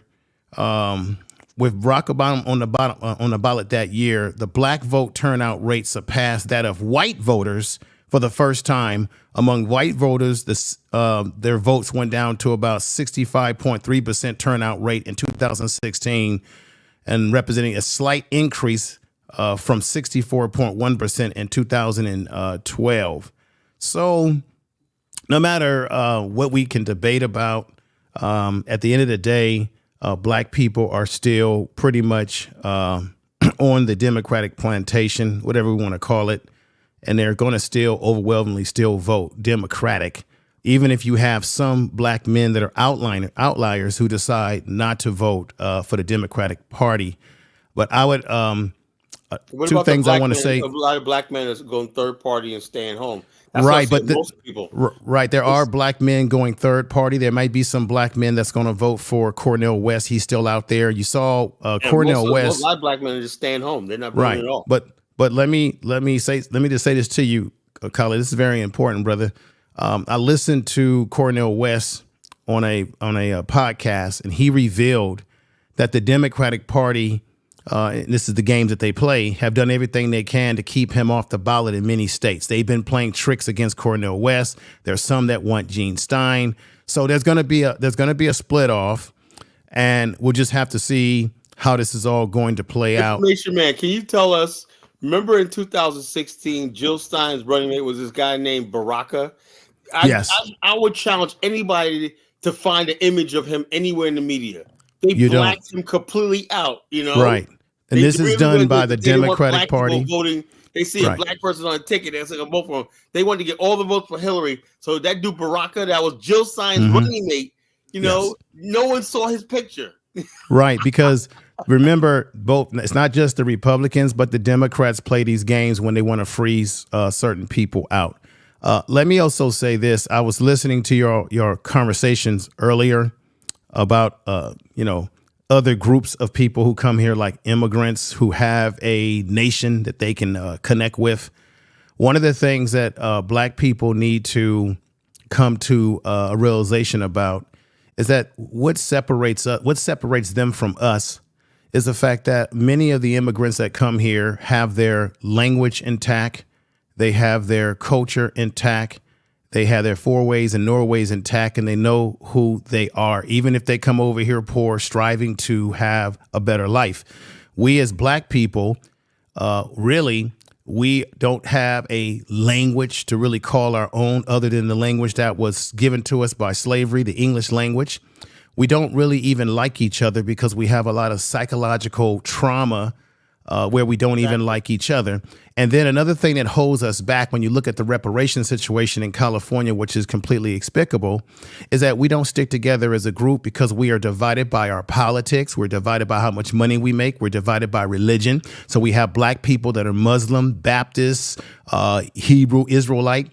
And if you're not a part of any of these culted cliques, then you're not accepted. And so these are the variables that I believe hold black Americans back. that other groups, when they come over, it doesn't hold them back because they already have their culture intact. Ours has been rattled and shattered in so many different pieces because we're trying to define who we are and what we are, which is why we gravitate to all these goofy religions and goofy groups and what have you. And then we can't even agree on reparations. You'll get Negroes that'll say that we shouldn't get reparations because we'll spend all the money. Then we get, even though white people, Europeans have put us in debt all over the world, showed you that they don't know how to manage money no better than we do. So we always will make an excuse for why we shouldn't get reparations, blah, blah, blah, and nobody's on the same page. We got Republican Negroes, Democrat Negroes can't even agree on anything, and we can't agree on anything. Why do you think we got all these churches? Because people couldn't even agree on the way they wanted to practice the belief of God. So it's really a sad circumstances that we are in. And you're right, Dinus, as I was listening to you, Black people have no power in the West Coast. And I'm gonna end with this.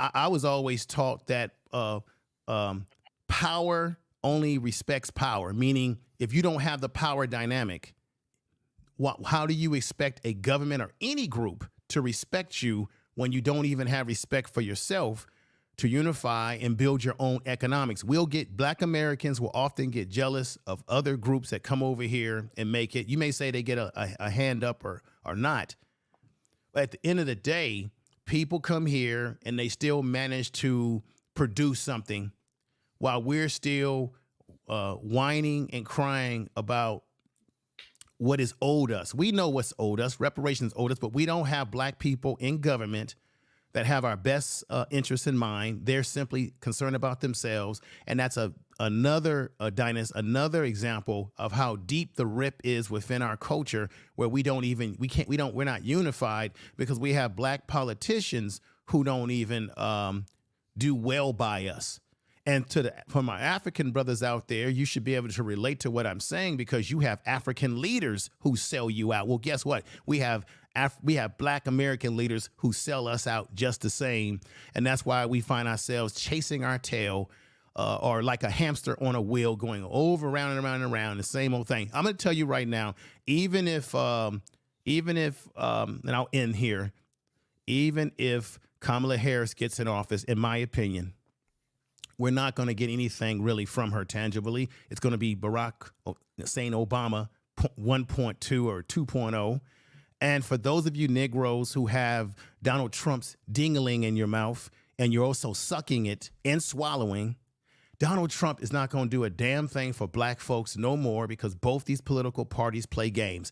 When we talk about whether Kamala Harris should have a Black agenda, which she should, where's the Black agenda that Donald Trump has for Black people? And don't tell me about the historical Black college because I did deep research on that, and it was a Black woman who came up with the Futures Act, Miss Arma, who's a senator or congresswoman, Black woman, who's the one who came up with the numbers, crunched the numbers to try to make sure that the Black colleges got the damn money. Donald Trump was about to zero it out of his budget.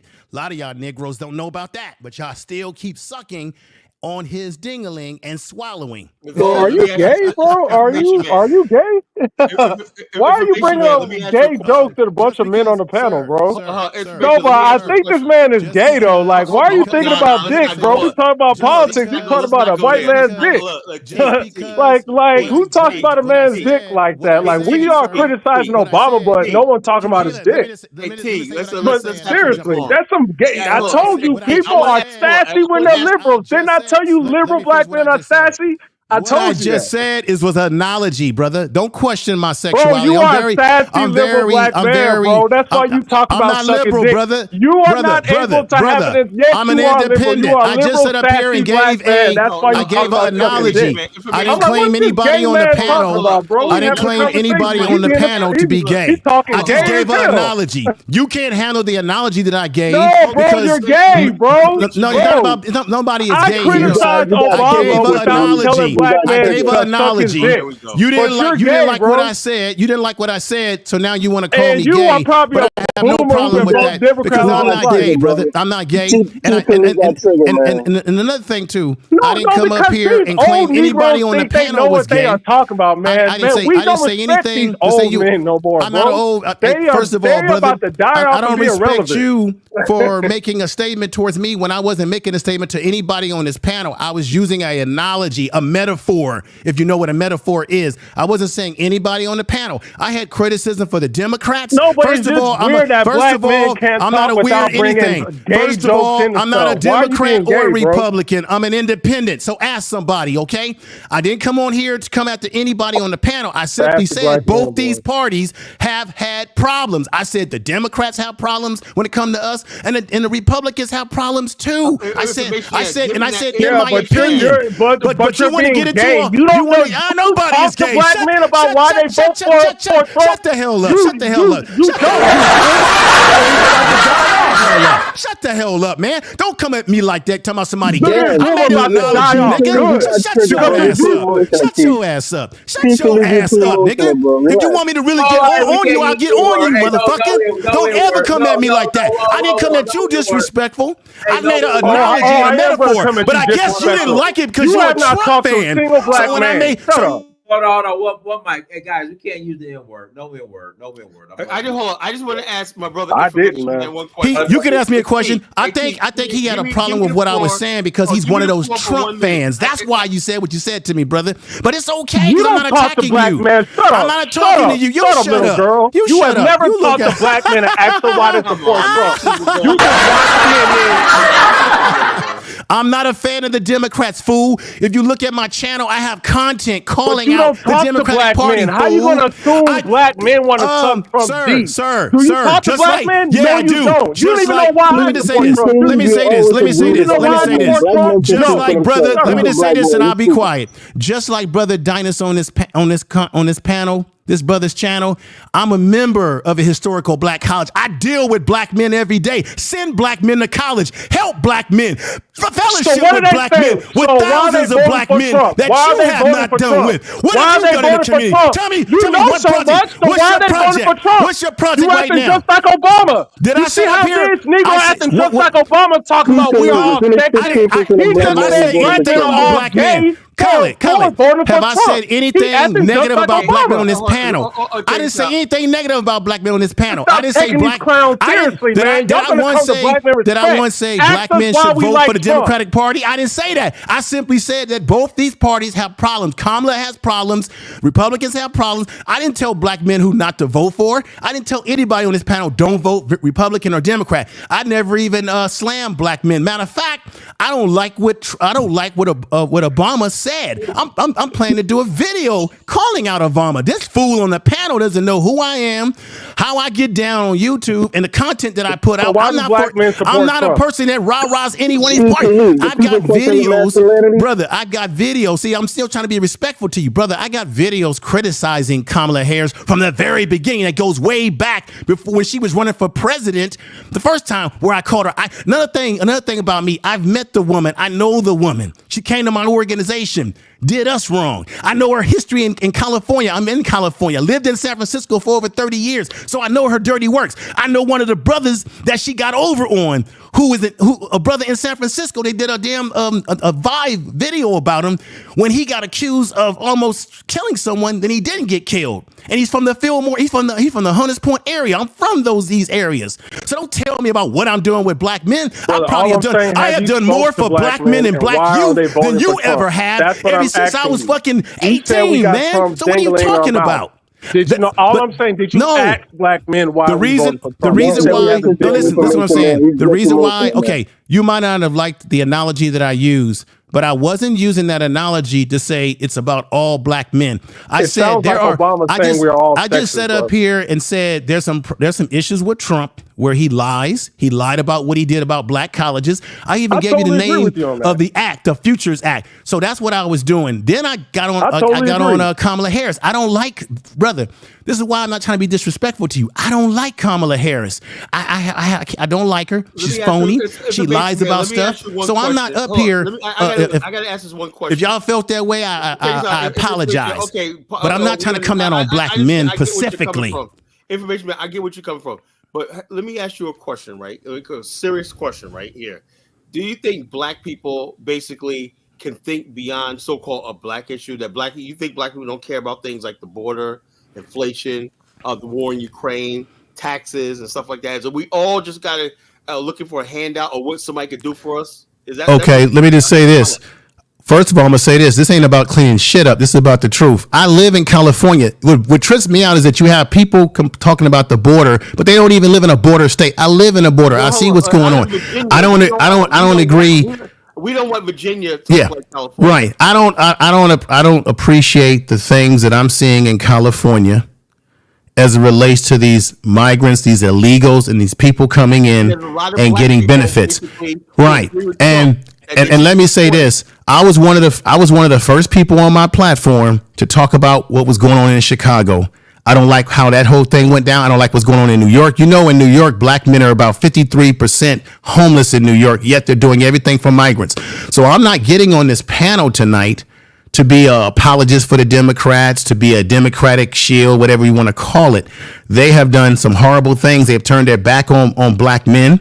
And I think that black men do have a right to express our disappointment. And we also have a right to vote for who we want to vote for.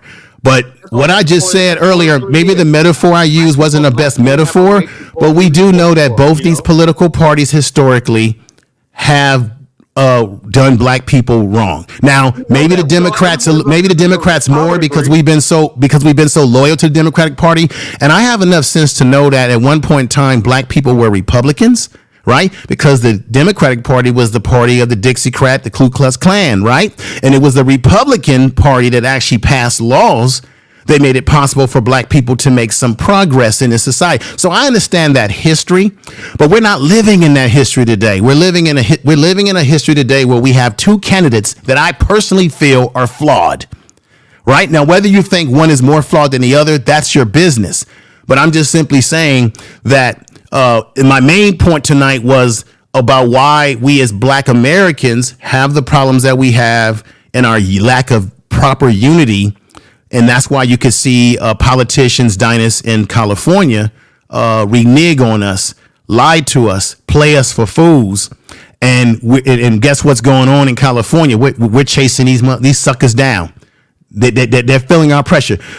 Miss Shirley Weaver, she don't want to return calls. her and her daughter are disappearing. We got these folks on the run because they're feeling the pressure for failing to do what we wanted them to do, the people. Hey, man, I just want to say, bro, I wasn't trying to go in on you. I guess for me, when I heard that, I was just thinking about Obama. And I do agree, man. Like, I'm not a Republican, and Trump is a flawed candidate because, and you know, I can say that because he can't articulate himself well. He cannot beat Kamala Harris in a debate. I think Kamala destroyed him in that debate. And he says a lot of things that brings heat onto him. I think for me, it's not because I see Trump as a messiah, and I do see those black people who do. I'm in total agreement with you. The black people that support Trump's supporting of Israel and corrupt foreign policy and Trump could do no wrong. Yes, they annoy me too. For me personally, I just disagree. I strongly, because I live in Texas, I really want something done about this illegal immigration situation. And he seems to be the only one to talk about it. That's it, man. Like, I totally agree with you. He's flawed in other areas. I'm 100% agreeing. But check this out, brother. I want to ask T. Cleef and Information Man this question. Okay, and I want to ask T. Cleef something as well. Title 9, right? And there's a section every year in healthcare. We got to do this thing called AHIP certification, right? Section 50, look it up, section 1557 of the Affordable Care Act plan. This is why I started turning Obama. When that came online, like around, I think what year was that? 2019, I believe it was, right? It says basically in the Affordable Care Act law that gender can be defined in like whatever people say. In other words, when I do insurance, right, your gender and your age, everything like that is taken into consideration. But somebody comes into my office and says, I self-identify as a woman and everything. Donald Trump got rid of that, right? Joe Biden brought that back. So these are serious things that we have disagreements with. Hey, Kala, the Supreme Court just strike that down. That thank God. Thank God. Okay. Look.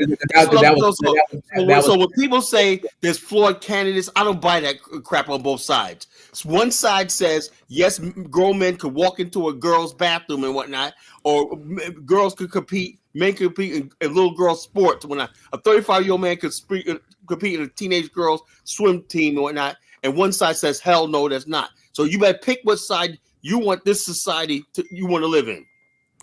That's what it's about to be.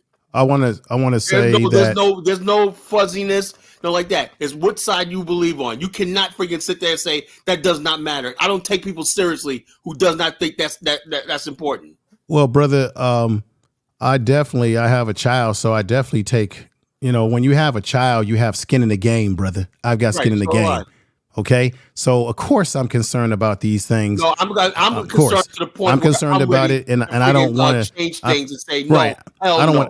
I don't want to see these things happen. And maybe the Republicans are going to stop some of this stuff, and more power to them if there's things that they're going to stop that I don't agree with. What I'm saying is my politics.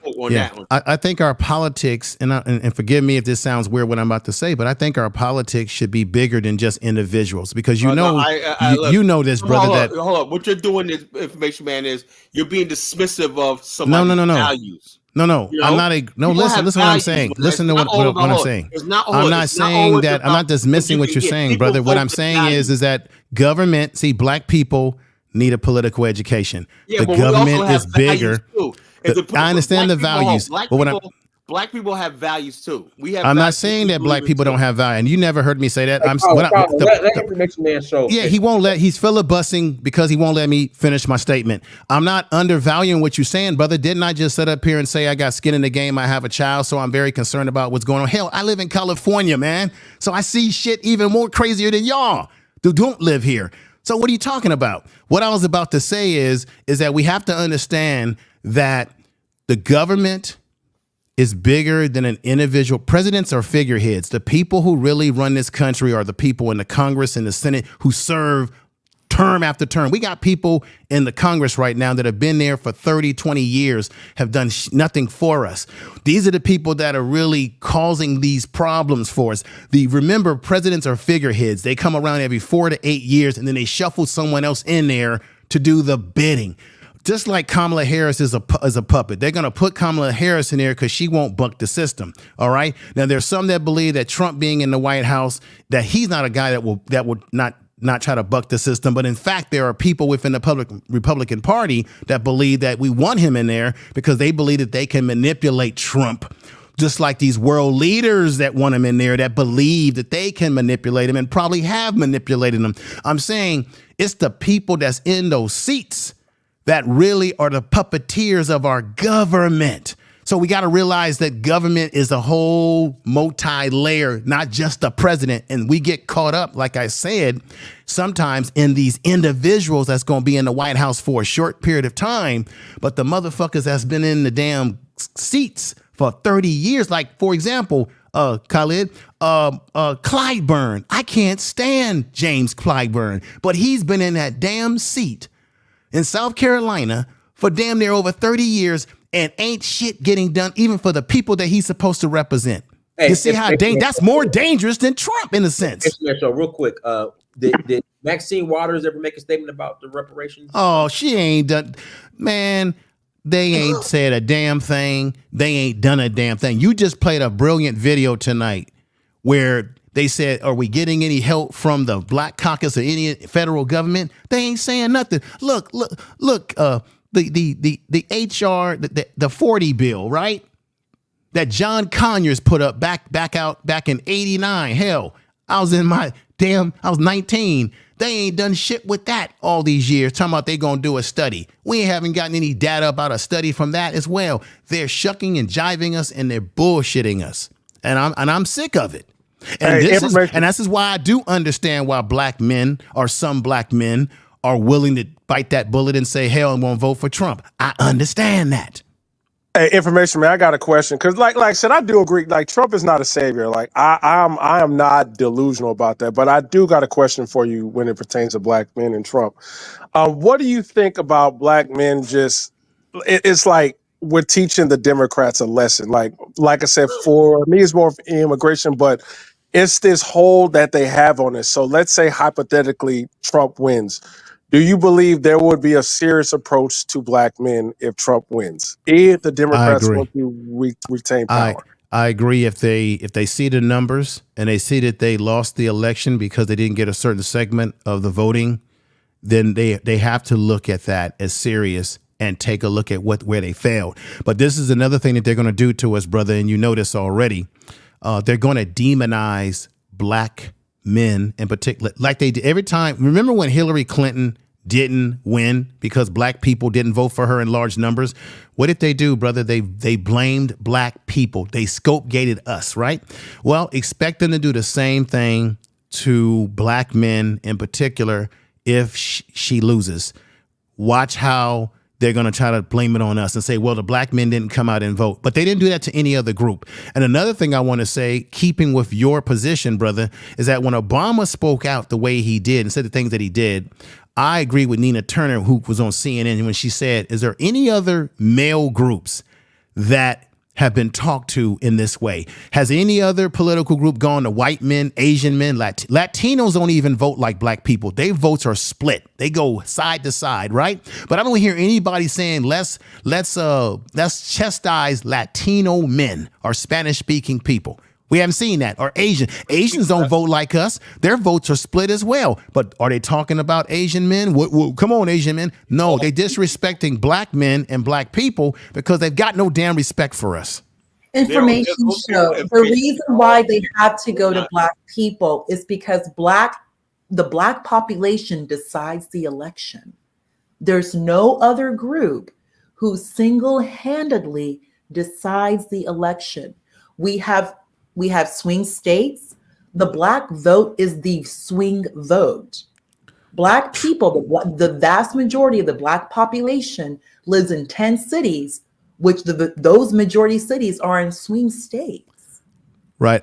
You are right, my dear sister, but keep this in mind.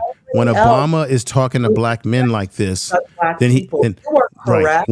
One of the things that he failed to do in that video when he went to her campaign headquarters, one of the things he failed to do was to tell black men why they should vote for her based on what they have done for black men. You didn't hear that talk. Or I like to see Obama and all the rest of these raggedy ass politicians speak with that passion when it comes to black men being homeless in Atlanta, Detroit, New York, San Francisco, Skid Row, in LA.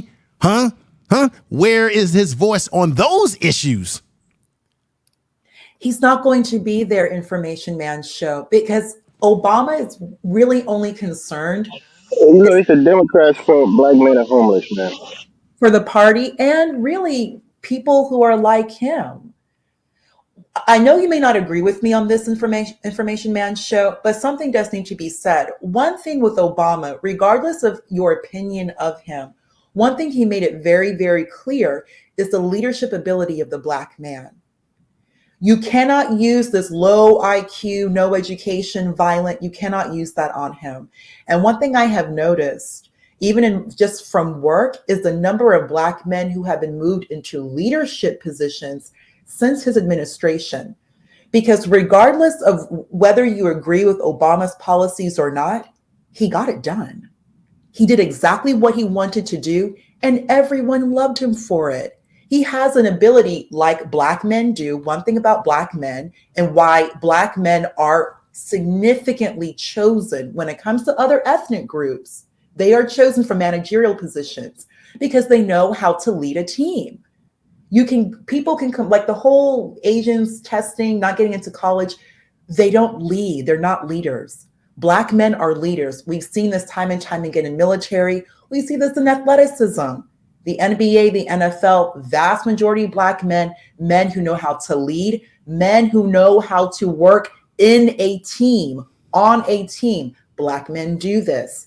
And Obama proved it. He made it clear. No, just if I may say one thing to you, Information Man Show, that whole situation with Marjorie and the young woman, Jasmine Crockett from Texas, and then the other one, Ocasio-Cortez. One thing with Marjorie is very rude, but Marjorie can't throw that low IQ comment at any Black person in Congress. And she didn't make that comment towards the young lady, Jasmine Crockett, in her Twitter, in her little tweet. She complained to Jasmine about her eyelashes, and she directly told Ocasio-Cortez, "You're not intelligent," which she's not. But she just told Ocasio-Cortez, "You're not intelligent." Marjorie can't make that same claim to Jasmine. You've seen one thing, Obama, just that presence alone. You're seeing more Black people in education, more Black people in leadership, less of this, you talk white, you do this. A lot of the issues we had in the 90s about Black students wanting to study and you're acting white, all of that has now ended. You are seeing more and more Black people moving and the trajectory of not worker, but leadership. Obama did that. So I just want to say something to ponder, Information Man Show, because in technology, we can discuss immigrants, but there are certain positions that are only available to Black people, well, to Americans, that are not going to be available to an immigrant. A Black American in technology, regardless if you are a Black woman or a Black man, if you're a Black American, you have access to certain jobs that are 6 figures, jobs that leave you open to clearance because you are a United States citizen. And now it's getting even more difficult. They are wanting to see your parents, which they will check in background, that they are also citizens. Things have gotten even more strict because of some of the issues that have occurred over the past 10 years with security, which Information Man Show, you know what's going on right now, even with China, you know what's going on. They're getting even more and more tight. So if you are Black American, there are roles that are only for you. We don't have these immigration citizenship questions when it comes to FBA, ADOS, whatever you want to call yourself. There are jobs that are only meant for you, that are only available for you. So like even you mentioned New York, 52% of the homeless are Black men, but also look at the number of professionals in New York. New York is the Black woman professional hub. The number of Black people in government, in these government positions in New York, I just wanted to just kind of bring that The reason why I brought that up is because unfortunately, these are cities that are Democrat-run cities in which you have Black people in those cities who have been asking for the benefits that they pay taxes for. And I sat up here and watched over the summer. I've watched as much as you all did how they allowed themselves to be a sanctuary city, moved these people. That when these people came in buses, of course, we know that the governors in those conservative states send them up there. They took them in, and then they start to eat off the resources that Black people in cities like Chicago were supposed to get, should have gotten. And they're seeing all this money being spent that never was spent for the homeless, Black homeless in particular. And you're seeing it going to people who have never voted any of these people in that's giving them the money.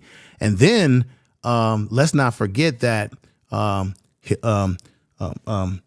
Biden and Kamala Harris sat back and did nothing to aid in federal assistance to either one of New York or Chicago, because your corrupt, maybe corrupt mayor in New York was saying that he couldn't get any damn help. So they sat back and saw how Black people were being impacted, their constituent. And now come election time, they're telling Black men, y'all best to vote. Y'all best to help her out. Oh, don't be sexist. All these different things, my sister, they're telling us. But yet, where were you at when Black people needed you? And let's not forget that good old boy Obama, he hurt Black home ownership when he was in presidency. Black people had their wealth cut in half under that Negro because he made everybody else rich but us. I'll conclude with that. Thank you, Dennis, for letting me come up today. Yeah, hey, man, let me just apologize for the information, man. 'Cause I shouldn't have gone up on you like that for your opinion, man. Well, I apologize to you, brother. I don't particularly want to argue with anybody, but Yeah. I know I got a little too crazy with my metaphors and what have you. But I didn't mean to be Nah, man, too it's fine. vulgar. But I think it comes out of my frustration. I am so in terms of this political season, I'm very frustrated about the things that I'm seeing. I'm very frustrated about it. Information Man Show, if I may, regarding Obama and the housing, if I may. Yes, go ahead. I'm listening. So one thing that is important to know, I don't think that many Black people know this, but the greatest wealth accumulation that occurred to Black America actually occurred during the Bush administration. That 2000, 2008, Black people, in terms of income as a whole, made the most money during that period. There are a number of reasons why. There was quite a bit of growth, as you know, there's quite a bit of growth. And that actually turns back to the mortgage that you just brought up. Okay. With what the situation of September 11th, and prior to September 11th, Bill Clinton repealed Glass-Steagall. I know that's not to get too deep, but that right there, some of the moves that during the Clinton administration that opened more money, more access to more money, and the ability to create new loan products that were not available before occurred because of Clinton. That's the mortgage. That's coming towards the mortgage crisis. So Okay. yeah, this is before Obama. This is before Obama, just to provide some context to you. Okay. Thank you for that, sister. Of course, thank you, sir. With the repeal of Glass-Steagall, I think that was 98, 99, opening the door for basically investment banks to use like Main Street, regular Americans' money, their bank money, like cash in the bank, to use that to engage in speculation, which that speculation really was these loan products, these mortgage-backed securities, these items that were used to purchase these homes. This is that whole situation with Countrywide. All of that was being built prior to Obama. The housing crisis was just before Obama. And I don't even blame Bush. It's just usury just got kind of crazy. The situation occurred. I don't blame either president.